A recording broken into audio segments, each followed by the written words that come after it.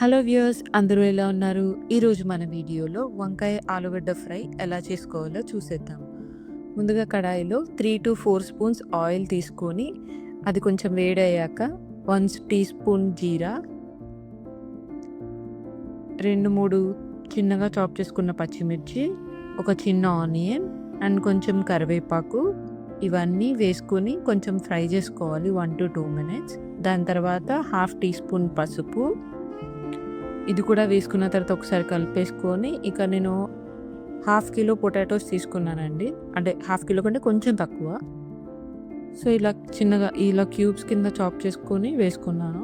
ఇవి కూడా ఒకసారి కలుపుకున్న తర్వాత నేను మొత్తం కర్రీకి సరిపడా సాల్ట్ వేసేస్తున్నానండి.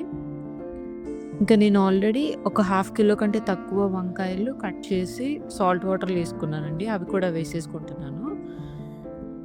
ఇంకా అవి కూడా వేసుకున్నాక మొత్తం ఒకసారి కలుపుకొని ఒక 5-10 మినిట్స్ సిమ్లో మూత పెట్టి కుక్ చేసుకోవాలి.